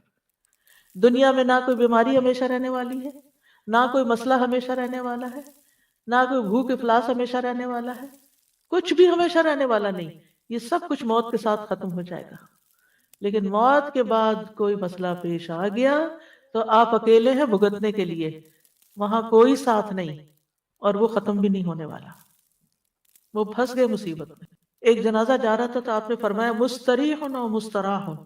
مستریح یا راحت پانے والا، مستراح جس سے راحت پائی جائے. مستریح مومن ہوتا ہے جو دنیا کے غموں، فکروں، پریشانیوں، تکلیفوں، بیماریوں، ہر چیز سے نجات پا کر اللہ کی رحمت میں ڈھانپا جاتا ہے. آگے اس کے لیے فرشتے استقبال کرنے والے، اس کی نورانی شکلوں والے، اس کی جان نکالنے والے، اس کو روح و ریحان ان کی خوشخبری دینے والے. قبر اس کے لیے بہت وسیع باغ کی طرح، اور اس کے لیے آرام اور راحت اور نعیم، اور پھر رب کی رضا کی خوشخبری جنت کو دکھا دیا جائے گا. مستریح وہ دنیا میں نہیں جانا واپس، غموں کا گھر. وہ دنیا میں رہنے کو پسند ہی نہیں کرے گا. ہاں سوائے ایک کے جو شہید ہو کر آئے، وہ ایک دفعہ بھیجے وہی لذت پا کر آؤں اللہ کی راہ میں جان دینے کی جو پہلے پائی. باقی کوئی جو مومن وہاں جس کو اچھا استقبال مل گیا، بس اس کی تو عیش ہو گئی. اب عیش ہی عیش ہے. پھر قیامت کے دن اٹھے گا، وہاں راحت ہے، اللہ تعالیٰ سے ملاقات انتہائی خوشگوار ہے. اور پھر اس کے بعد حساب کتاب، میزان پہ نبی صلی اللہ وہ جو حوض کوثر پر نبی صلی اللہ علیہ وسلم سے ملاقات ہے. پل صراط میں آنکھ جھپکتے کی دیر میں گزر گئے. پھر آگے جنتیں، راحتیں، نعمتیں، اللہ کا دیدار، کیا کچھ ہے مومن کے لیے. مستریح. اور دوسرا ہے مستراح. وہ کون ہے؟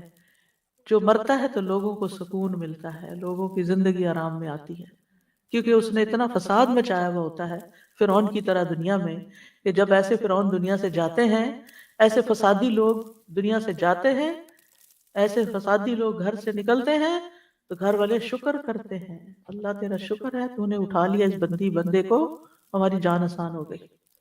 ایسے نہ بنے کہ لوگ آپ کے مرنے کی دعائیں کرنے لگے، لوگوں کے فائدے کے بنے، لوگوں کے کام کے بنے. کچھ لوگ ایسے ہوتے ہیں جن کی زندگیاں گھر والوں نے حرام کی ہوئی ہوتی ہے، اور بعض اوقات صرف ایک خاتون یا ایک مرد کی وجہ سے وہ زندگی حرام.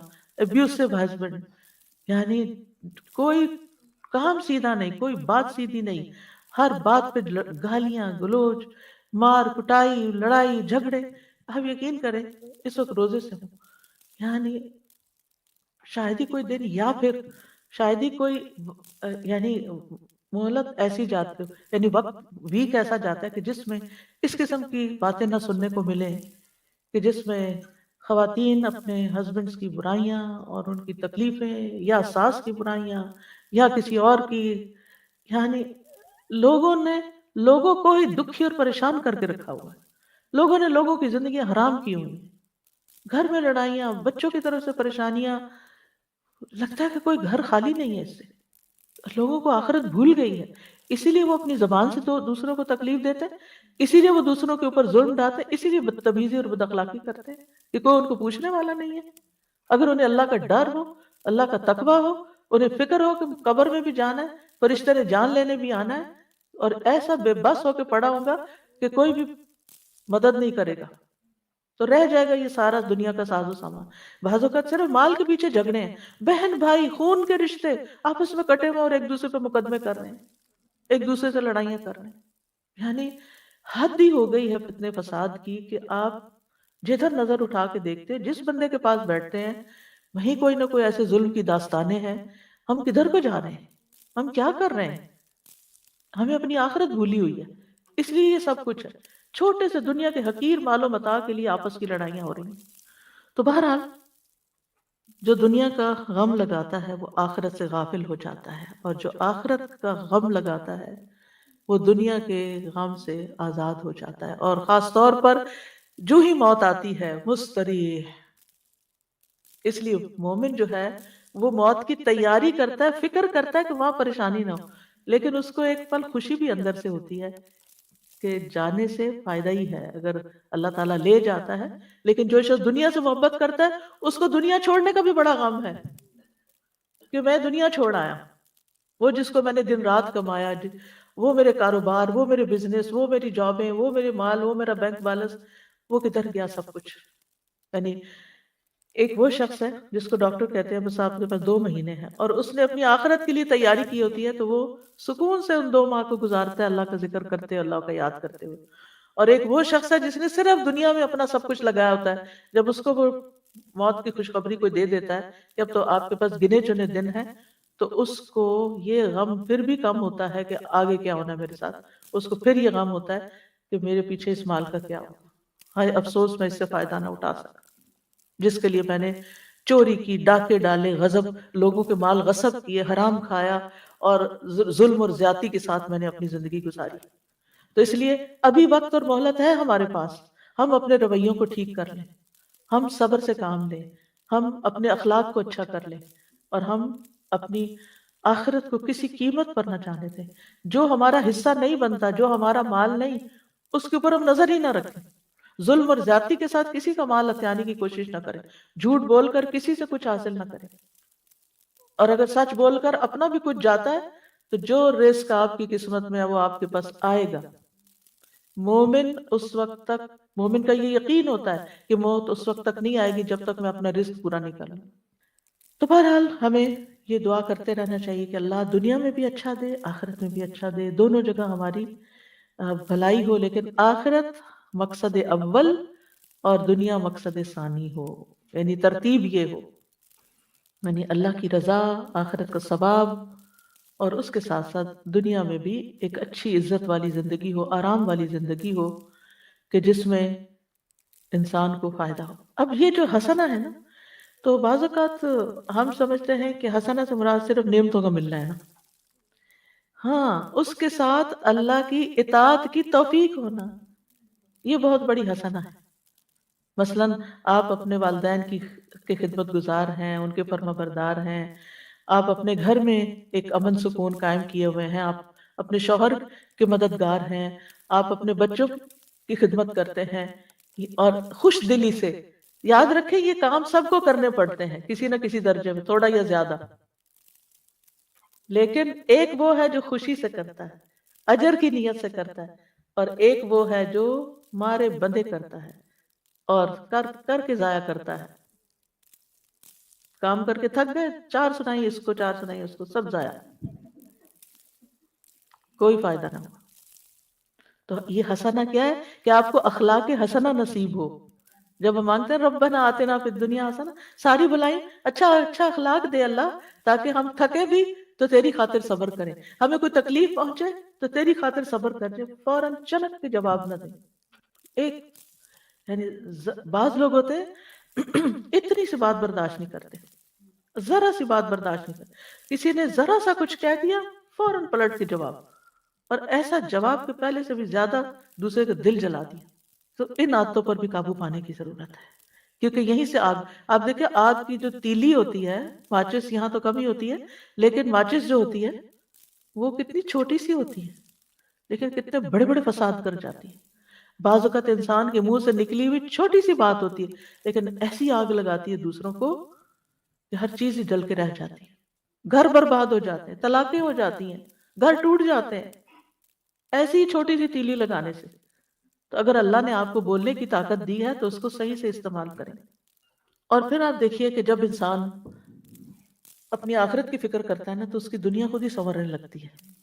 جو اللہ کی رضا چاہتا ہے پھر وہ اس کے حالات درست ہونے لگتے ہیں، کیونکہ وہ اللہ کے لیے صبر کر لے گا، وہ اللہ کے لیے کسی کی مدد کر دے گا، وہ اللہ کے لیے ہر کام کرنے کو تیار ہو جائے، اور جو خیر بانٹتا ہے خیر پلٹ پلٹ کے اس کی طرف آتی ہے۔ تو آپ دیکھیے کہ اگر انسان اللہ کی رضا کے لیے اور آخرت کی کامیابی کے لیے مثلا دنیا میں عبادت کرتا ہے، استغفار کرتا ہے کہ اس کے گناہ معاف ہو جائیں، تو اس کے بدلے میں دنیا میں بھی بھلائی ملے گی، دنیا کا رزق بھی ملے گا، اولاد بھی ملے گی اور باقی چیزیں بھی پائے گا۔ اور اگر کوئی دین کو چھوڑ کر صرف دنیاوی مادی نعمتوں کو دنیا سمجھتا ہے تو وہ ساری چیزیں حسنہ میں نہیں آتی، یعنی پھر وہ ملی آپ کو تو آپ کے لیے شر بھی ہو سکتی، اللہ یہ کہ آپ وہ خیر کے کاموں میں لگیں۔ یعنی مثلا اگر آپ صرف استغفار کرتے ہیں دنیا حاصل کرنے کے لیے اور آخرت کا کوئی ارادہ نہیں، تو ہو سکتا ہے کچھ دنیا مل جائے آپ کو کہ آپ کی گناہ معاف ہو، دنیا مل گئی، لیکن آگے والی چیز کہاں گئی؟ تو چاہے استغفار کرنے والے کوئی بھی کام کرنے والے ہوں تو لازماً اس کے نتائج کو ضرور دیکھیں جو اللہ تعالیٰ نے ہمیں بتائے ہیں۔ تو بہرحال کہنے کا مطلب یہ ہے کہ جب دنیا کی بھلائیاں مانگیں تو دنیا میں یعنی دنیاوی اغراض غالب نہیں ہونے چاہیے۔ امام غزالی کہتے ہیں اگر انسان کی نیت میں دنیاوی مقصد غالب ہے یعنی کسی بھی کام کے لیے تو اس کا کوئی اجر نہیں ہوگا آخرت میں، اور اگر دینی مقصد غالب ہے تو اسی حساب سے اس کو اجر ملے گا جتنی جتنی نیت تھی اس کی اللہ سے پانے کی۔ یعنی عبادات میں جیسے روزہ ہے تو صرف اس لیے نہیں رکھے کہ صحت اچھی ہو جائے گی روزے رکھ لیتے ہیں، نماز ہے اس لیے نہیں کہ اچھا 2 تراویح کھڑے ہو کے پڑھتی ہوں تو زیادہ کیلوریز برن ہوں گی، یہ نہیں دل میں ہونا چاہیے۔ اگر خیال آ بھی گیا تو فوراً جھٹکے اور کہنے قوموا للہ قانتین۔ تو اگر اللہ کی عبادت اور اطاعت میں اللہ کی رضا حاصل کرنے کا غلبہ ہے، یعنی وہ اجر پانے کا زیادہ ہے تو ہی اجر ملے گا، ورنہ زائد۔ مثلا حجاج کے لیے اجازت ہے کہ وہاں پر بزنس بھی کر لیں، لیس علیکم جناح ان تبتغوا فضلا من ربکم، حج کے لیے جا رہے ہو اگر کوئی کچھ خرید و فروخت کرنی ہے تو کر سکتے ہو، ایسا منع نہیں ہے۔ یعنی بعض لوگ بازار جانے کو انتہائی کنڈیم کرتے ہیں، ایسا نہیں ہے، آپ جا سکتے ہیں، آپ میں ہمت ہے تو آپ جائیں، آپ کو وقت ملا تو آپ جائیں۔ آپ اگر کچھ خریدتے ہیں کچھ یہاں سے لے جاتے ہیں سیل کرنے کے لیے، سیل کر کے کچھ نفع کما کے اس سے کچھ اپنے خرچ پورے کرتے، کوئی منع نہیں۔ لیکن اگر آپ جاتے ہی صرف اس نیت کے لیے ہیں، آپ کہتے ہیں مجھے اپنا بزنس کرنا اور میں حج بھی کر لوں گا، تو یہ نہیں ہونا چاہیے، ٹھیک ہے نا؟ یعنی عبادت کے جو دنیاوی فائدے ہیں وہ ہمارا مقصد اول نہیں ہونا چاہیے، وہ مقصد ثانی ہونا چاہیے۔ ایمان والوں کے لیے تو ہر عمل کے نتیجے میں دنیا اور آخرت دونوں کی خیر آتی ہے، ایمان والوں کو یہ فائدہ نصیب ہوتا ہے۔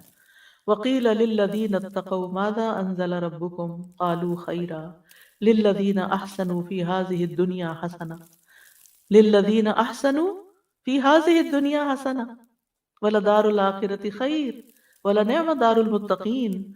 جو لوگ تقوی اختیار کرتے ہیں، جنہوں نے تقوی اختیار کیا، ان سے کہا گیا تمہارے رب نے کیا نازل فرمایا؟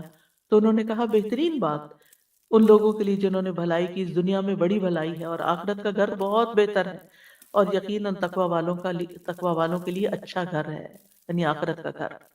اللہ کے دوستوں کے لیے دنیا اور آخرت دونوں کی خوشخبریاں ہوتی ہیں۔ الا ان اولیاء اللہ لا خوف علیہم ولا هم یحزنون، سنو اللہ کے دوستوں کو نہ کچھ خوف ہوگا نہ غمگین ہوں گے. کون ہے اللہ کے دوست؟ الذین آمنوا وکانوا یتقون، وہ جو ایمان لائے اور وہ تقوی اختیار کرتے ہیں. لہم البشریٰ فی الحیات الدنیا، ان کے لیے دنیا کی زندگی میں بھی خوشخبری ہے. وفی الآخرہ، آخرت میں بھی خوشخبریاں ہیں. لا تبدیل لکلمات اللہ، اللہ کی باتیں نہیں بدلتی، اللہ کی باتیں بالکل سچی ہیں. ذالک هو الفوز العظیم، یہ ہے عظیم الشان کامیابی، یہ سب سے بڑی کامیابی، اور یہ مومن کو ہی ملتی ہے، کیونکہ مومن کے لیے دنیا کی نعمتیں حرام تھوڑی ہیں. قل من حرم زینۃ اللہ التی اخرج لعبادہ والطیبات من الرزق قل ہی للذین آمنوا فی الحیاۃ الدنیا خالصۃ یوم القیامہ. کہہ دیجیے اللہ کی وہ زینت جو اس نے اپنے بندوں کے لیے پیدا کی اور رزق میں سے پاکیزہ چیزیں کس نے حرام کی. کہہ دیجیے یہ چیزیں دنیا کی زندگی میں ان لوگوں کے لیے جو ایمان لائے، اور قیامت کے دن بھی خالصتاً ان کے لیے ہوں گی. اور پھر آپ دیکھیں کہ جب یہ دونوں دعائیں آپ مانگتے ہیں تو اللہ تعالیٰ دونوں ہی قبول کرتا ہے. جابر کہتے ہیں رضی اللہ عنہ، میں نے نبی صلی اللہ علیہ وسلم سے سنا، آپ فرماتے تھے رات میں ایک گھڑی ایسی ہے جو مسلمان بندہ اس کو پا لیتا ہے، اس میں وہ دنیا اور آخرت کی کسی بھی خیر کا سوال کرتا ہے، اللہ تعالیٰ وہ بھلائی اس کو ضرور عطا کر دیتا ہے.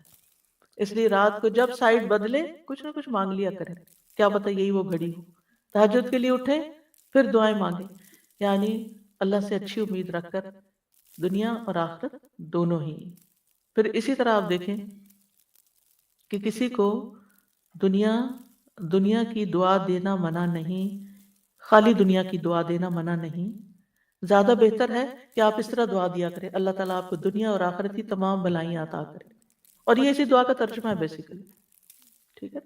لیکن جب آپ دنیا کی بھی بھلائی کی کسی کو دعا دینا تو اس سے مقصد یہی ہو کہ یہ نعمتیں اس کو جو ملے اس سے ہی اپنی آخرت کما لے. یہ ٹولز ہیں آخرت کے لیے. حضرت انس کہتے ہیں نبی صلی اللہ علیہ وسلم ہمارے ہاں تشریف لائے، وہاں میری والدہ اور میری خالہ ام حرام کے سوا کوئی نہیں تھا، یعنی دو مرد دو عورتیں، نبی صلی اللہ علیہ وسلم اور حضرت انس اور دو خالہ، یعنی امی اور خالہ. آپ نے فرمایا کھڑے ہو جاؤ میں تمہیں نماز پڑھاؤں. فرض نماز کے وقت کے علاوہ کی نماز تھی، نفل نماز سے، تو آپ نے جماعت سے نماز پڑھائی ہوتی جیسے آج کل ہم تراویح پڑھتے ہیں. اور کچھ لوگ جماعت مسجد میں پڑھ کے آ جاتے ہیں گھر اور پھر گھر تراویح پڑھ لیتے ہیں، ایسا بھی کیا جا سکتا ہے. پھر آپ صلی اللہ علیہ وسلم نے ہمارے سب گھر والوں کے لیے دنیا اور آخرت کی تمام بھلائیوں کی دعا کی. یہ آپ کی سنت، آپ کا طریقہ ہے نا. کسی کے گھر جائیں تو اس گھر میں آپ اس طرح نماز بھی پڑھ سکتے ہیں اور گھر والوں کو دعا بھی دے سکتے ہیں. اس کے بعد میری ماں کہنے لگی اللہ کے رسول صلی اللہ علیہ وسلم یہ آپ کا چھوٹا سا خدمت گزار ہے، اس کے لیے خصوصی دعا کریں، یعنی حضرت انس. تو آپ نے میرے لیے ہر بھلائی کی دعا کی. میرے لیے آپ نے جو دعا کی اس کے آخر میں یہ تھا اللہم اکثر مالہ و ولدہ و بارک لہ فیہ، اے اللہ اس کا مال اور اس کی اولاد زیادہ کر اور اس کے لیے ان میں برکت ڈال دے. یعنی آخر میں دعا کا یعنی صرف دنیا کی یہ دو تین چیزیں مانگی. تو یہ دعا دینے کا طریقہ بھی آنا چاہیے، یعنی دوسروں کو ہم سب سے بہترین تحفہ جو دے سکتے ہیں وہ دعا کا تحفہ ہے، اور دل سے دینی چاہیے، صرف تکلفاً اور رسماً نہیں ہونی چاہیے. اور پھر یہ کہ دنیا اور آخرت کی ہر بھلائی کی دعا کرنی چاہیے، اور اس کے علاوہ کوئی خاص دعا آپ کسی کو دینا چاہے تو وہ بھی دے سکتے ہیں. اب دنیا کی بھلائی میں کیا کیا چیزیں شامل ہیں خاص طور پر، یعنی پہلے کچھ اس کا ذکر تو ہو چکا ہے اجمالی طور پر، لیکن اب ٹو دا پوائنٹ چند باتیں کروں گی. سب سے پہلے یہ کہ سب سے بڑی دولت اور نعمت دنیا میں اسلام ہے، دین ہے. الحمدللہ اللہ نے ہمیں یہ دولت عطا کی ہے، ہمیں مسلمان پیدا کیا، ہمیں دین دیا. اس کے لیے ہمیں اللہ سے دعا کرنی چاہیے کہ اللہ ہمیں دین کا نفعمند علم عطا فرمائے. یہ سب سے بڑی دولت ہے. ایمان کے بعد جو دولت مانگنی چاہیے وہ ربی زدنی علما ہے. یہ مل گیا آپ کو، آپ کے علم میں اضافہ ہوتا گیا تو نتیجہ کیا ہوگا، آپ کے نیک اعمال زیادہ ہوتے جائیں گے. علم سرمائے کی طرح ہے، جتنا مال زیادہ ہوگا نا اتنا آپ زیادہ خرید سکتے ہیں کوئی چیز. جتنا علم زیادہ ہوگا اتنی آپ کو نیکیاں کرنے کے زیادہ طریقے پتہ چل جائیں گے کہ کیا کیا کرنا ہے. اس لیے علم حاصل کرنے کے حریص ہونا چاہیے، اور علم کی مجالس کا حریص ہونا چاہیے. یہ دنیا کی بہت بڑی حسنہ ہے، بہت بڑی بھلائی ہے جس کو یہ نصیب ہو جائے کہ اس کو اللہ تعالیٰ موقع دے دے، وقت دے دے، توفیق دے دے کہ وہ علم کی مجلس میں حاضر ہو جائے اور وہاں سے کچھ لے کے اٹھے، کوئی خزانہ پا کے جائے اور اس پر پھر عمل بھی کرے. اس کے بعد سب سے بڑی دولت نیک اعمال کی توفیق ملنا. نبی صلی اللہ علیہ وسلم نے فرمایا نیک عمل کرو، ہر شخص کو ان اعمال کی توفیق دی جاتی ہے جن کے لیے وہ پیدا کیا گیا. جو شخص نیک ہوگا اسے نیکوں کے عمل کی توفیق ملی ہوتی ہے، اور جو بدبخت ہوتا ہے اسے بدبختوں کے عمل کی توفیق ملی ہوتی ہے. آپ دیکھیں بہت سے لوگ علم رکھتے ہیں مگر عمل کوئی نہیں کرتے، باتیں بہت کرتے ہیں لیکن جب عمل کا وقت آتا ہے انہیں سمجھ ہی نہیں آتی انہوں نے کیا کرنا. تو اس لیے حکمت مانگنی چاہیے کہ اللہ ہمیں رائٹ ٹائم پہ رائٹ ڈیسیژن کرنے کی توفیق عطا کر، کہ کس وقت کرنا کیا ہے، ہمیں اپرچونٹیز اویل کرنے کی توفیق دے. کیونکہ بعض اوقات ہمارے گھر کے سامنے دریا بہ رہا ہوتا ہے اور ہم پیاسے بیٹھے ہوتے ہیں کیونکہ ہمیں توفیق نہیں ہوتی، ہمیں سمجھ نہیں آ رہی ہوتی کہ یہ بھی خزانہ ہے. پھر آپ صلی اللہ علیہ وسلم نے یہ آیت بھی تلاوت کی فَأَمَّا مَنْ أَعْطَى وَاتَّقَى وَصَدَّقَ بِالْحُسْنَى فَسَنُيَسِّرُهُ لِلْيُسْرَى. پھر یہ ہے کہ انسان نیک اعمال، نیک یعنی اچھے علم پر عمل کے ساتھ ساتھ، توفیق مانگنے کے ساتھ ساتھ ہر کام میں اللہ کی مرضی کو تلاش کرے، اس کے مطابق زندگی بسر کرے. فرمایا افمن اتبع رضوان اللہ کمن باء بسخط من اللہ ومأواہ جہنم وبئس المصیر ہم درجات عند اللہ واللہ بصیر بما یعملون. آل عمران 162:3. کیا وہ شخص جو اللہ کی رضا کے پیچھے چلا اس شخص جیسا ہے جو اللہ کی طرف سے کوئی ناراضگی لے کے لوٹا، جس کا ٹھکانہ جہنم ہے اور وہ برا ٹھکانہ ہے. یہ لوگ اللہ کے نزدیک مختلف درجات میں ہیں اور اللہ خوب دیکھنے والا ہے جو وہ کر رہے ہیں. پھر نعمتوں کو صحیح استعمال کرنے کی توفیق مانگنا کہ اللہ جو تو نے دیا ہے اس کو مجھے اچھی طرح برتنا بھی نصیب فرما. کیونکہ کچھ لوگوں کے پاس بہت کچھ ہوتا ہے انہیں سمجھ ہی نہیں آتی وہ کہاں خرچ کرے، وہ ادھر ادھر پھینکتے رہتے ہیں، فضول چیزوں پہ خرچ کرتے رہتے ہیں، گھر میں بیکار کی چیزیں خرید کر لے آتے ہیں جسے کوئی استعمال نہیں کرتا، ردی کی ٹوکری میں جاتی ہیں یا ایسی جگہ پر جہاں کوئی بھی ان کا خریدار نہیں ہوتا. مطلب کیا ہے؟ مطلب یہ کہ پھر سمجھ نہیں ہے نا، عقل نہیں ہے. تو نعمتوں کو صحیح استعمال کرنے کی توفیق ملنا بھی حسنہ ہے. تندرستی، وقت کا صحیح استعمال، لمحے لمحے کا صحیح استعمال. صرف ٹک ٹاک پر ہی نہیں بیٹھے رہیں کہ ایک کے بعد ایک چیز دیکھتے رہیں، انجوائے کرتے رہیں، صرف سیاست کے اوپر ہی باتیں نہ کرتے رہیں. افسوس یہ کہ آج کل اچھے بھلے عقل مند مسلمان جو قرآن پڑھے ہوئے ہیں، دین جانتے ہیں، وہ رمضان کی رحمتوں اور برکتوں سے فائدہ اٹھانے کی بجائے اپنی اپنی شخصیت پرستی میں مبتلا ہو کر اپنی اپنی شخصیتوں کے ترانے پڑھ رہے ہیں یا مخالفوں پر سچے جھوٹے الزام لگا رہے ہیں. کیا کما رہے ہیں؟ سوچو کیا کما رہے ہو؟ آپ کی ان باتوں سے کیا آپ کی تقدیر بدل جائے گی؟ کیا بنے گا آپ کا؟ کس قدر خسارے میں ہیں ہم؟ یہ لمحات، یہ گھڑیاں کوئی ہم نے گارنٹی لے رکھی ہے کہ اگلے سال ہمیں ملیں گی؟ خبروں پہ خبریں، تبصروں پہ تبصرے، باتوں پہ باتیں، نتیجہ کیا ہے؟ آج سے 1 سال پہلے آج کے دن جو خبریں تھی مشہور، کچھ یاد ہے آپ کو؟ کچھ بھی یاد نہیں. اس کا آپ کی زندگی پہ کیا اثر پڑا؟ اور اگر پڑا بھی، اگر کووڈ کی خبریں تھی کوئی اور پڑا بھی، تو آپ نے بٹ رہے ہیں نا اکیلے، کسی اور کو کیا اس سے. تو شخصیتوں پر باتیں کرنے اور تبصرے کرنے سے مکمل پرہیز کریں. الزام تراشی اور کانسپریسی اور یہ اور وہ اور ان سب باتوں سے زبان بند کر، ہمیں کچھ حقائق کا نہیں پتا ہوتا. اس دنیا میں بہت کچھ جھوٹ اور ملمہ سازی ہے، اس لیے خاموشی بہتر ہے. من سمتا نجا، جو خاموش رہا نجات پا گیا. آپ کی ایک بات جو آپ نے سوشل میڈیا پہ غلط کہی اور اس کو 1000 لوگوں نے آگے پھیلا دیا، تو کیا ہوگا قیامت کے دن؟ کیسی پکڑ ہوگی کہ وہ 1000 لوگوں کا بھی دین آپ کو پڑ جائے گا. تو اس لیے جو کرنے کا کام ہے اس کی طرف توجہ کریں. پھر اسی طرح بدن میں عافیت مانگنا، نیک بیوی اور اچھا پڑوسی مانگنا، اچھی سواری اور کشادہ گھر ملنا، یہ بھی انسان کی سعادت مندی کی علامت. یہ دعا کرنے میں کہ اللہ مجھے اچھی گاڑی دے، اس سے بہتر دے، اس سے اچھا گھر دے کہ جو میرے لیے زیادہ بہتر ہو تیرے دین کے کام کے لیے. پھر اسی طرح جو ملا ہے اس پر قناعت کرنا، اس پر قناعت، کنٹینٹمنٹ، یہ عافیت، یہ چیز انسان کے لیے بھلائی کی ہے. پھر صبر اور شکر کرنے والا دل اور ذکر کرنے والی زبان مانگنا، مال کو اچھے کاموں میں خرچ کرنے کی توفیق مانگنا. جب بھی مال آئے نا، ایک عادت بنا لیں، جب کچھ آپ کے پاس آئے فوراً نیت اللہ ایک دعا کی، اللہ اسے بہترین جگہ لگوانا، بہترین جگہ استعمال کروں جو تجھے راضی کر دے۔ تو آپ دیکھیں گے اللہ تعالیٰ آپ کو ایسے ایسے راستے دکھائے گا، آپ حیران ہو جائیں گے۔ پھر اپنے مال اسباب کو آخرت کے استعمال کی توفیق مانگنا، دنیا کو اس کے جائز حق میں استعمال کرنے کی توفیق مانگنا، اور دنیا کی زندگی سے آخرت کمانے والا بننا۔ پھر موت کے آخرت کی بھلائی میں کیا ہے؟ موت کے وقت آسانی مانگنا، یا اللہ موت کی سختیاں آسان کر دینا۔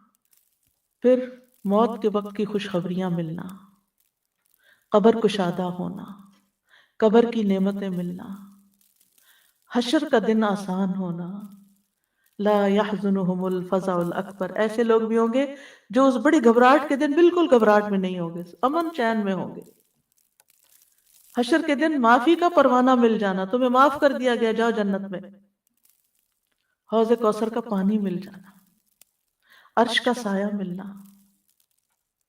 نامہ اعمال دائیں ہاتھ میں ملنا، پل صراط تیزی سے عبور کرنے کی توفیق مل جانا، جنت میں داخلہ اور جہنم سے بچاؤ مل جانا، جنت میں رب کا دیدار نصیب ہونا، کیونکہ اہل جنت کو اللہ کے دیدار سے زیادہ کوئی چیز عزیز نہیں ہوگی، سب نعمتیں بھول جائیں گے جب وہ اللہ کو دیکھیں۔ اللہ ہمیں ان لوگوں میں شامل کر لے۔